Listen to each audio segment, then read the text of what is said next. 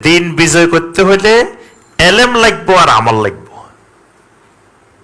দিন বিজয়ের অস্ত্র কি? এলেম আর আমল।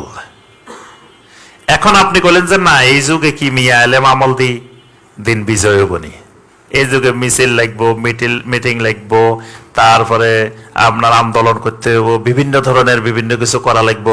এলেম আমল দি কেমনে দিন বিজয় হইব? মানে আপনার আমার মাথায় হয়তো বুঝে নাও আসতে পারে, কিন্তু কিয়ামত পর্যন্ত যত চেষ্টা করি না কেন আল্লাহর দিনকে এজহার করা সম্ভব হবে না, যতক্ষণ পর্যন্ত না ওই দেশের মানুষ, ওই এলাকার জনগণ, ওই মুসলিমেরা এলেম এবং আমলের সাথে লেগে না যাবে।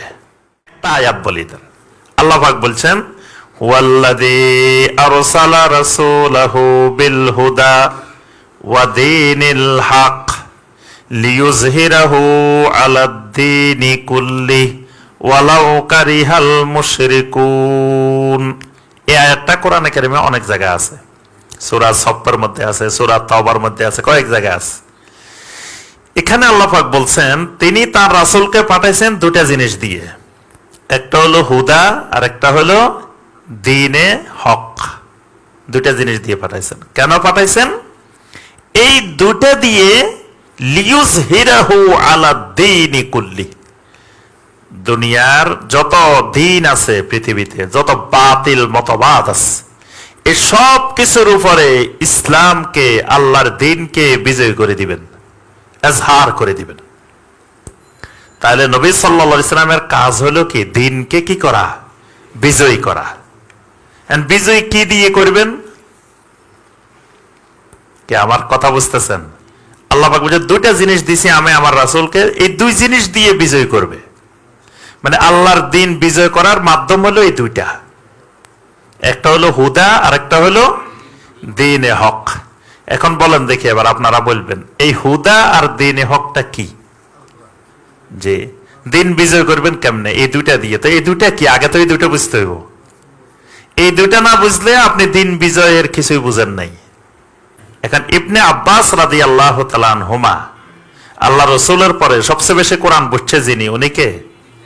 ইবনে আব্বাস রাদিয়াল্লাহু তাআলা। উনি বলতেছেন যে আল্লাহ পাক তার রাসূলকে দুইটা জিনিস দিয়ে পাঠাইছেন, একটা হুদা আর একটা দ্বীনে হক। হুদাটা হলো আল ইলমুন নাফিহ। তাফসীর খুলে দেখবেন, তাফসীরে ইবনে কাসির দেখেন, তাফসীরে কুরতুবী দেখেন, তাফসীরে তাবারি দেখেন, সব তাফসীরে আছে। ইবনে আব্বাস রাদিয়াল্লাহু তাআলা আনহুমা বলেন যে বিল হুদা, এই হুদা মানে ইলমে নাফিহ, উপকারী এলেম। আর দ্বীনে হক, দ্বীনে হক মানে আমলে সালেহ, দ্বীনে হক মানে আমলে সালেহ। তাহলে আমি বাহ্যিকভাবে অনেক কিছু বোঝার সুযোগ আছে, কিন্তু আমাকে ওইভাবে বোঝার সুযোগ নাই। সাহাবীরা যেমনে বুঝছে তেমনে বুঝতে হবে। তাহলে সাহাবীরা বুঝছেন যে দিন বিজয় করতে হলে এলেম লাগবো আর আমল লাগবো। দিন বিজয়ের অস্ত্র কি? এলেম আর আমল।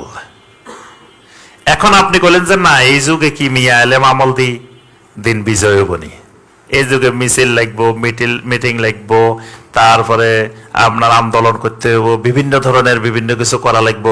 এলেম আমল দি কেমনে দিন বিজয় হইব? মানে আপনার আমার মাথায় হয়তো বুঝে নাও আসতে পারে, কিন্তু কিয়ামত পর্যন্ত যত চেষ্টা করি না কেন আল্লাহর দ্বীনকে এজহার করা সম্ভব হবে না, যতক্ষণ পর্যন্ত না ওই দেশের মানুষ, ওই এলাকার জনগণ, ওই মুসলিমেরা এলেম এবং আমলের সাথে লেগে না যাবে।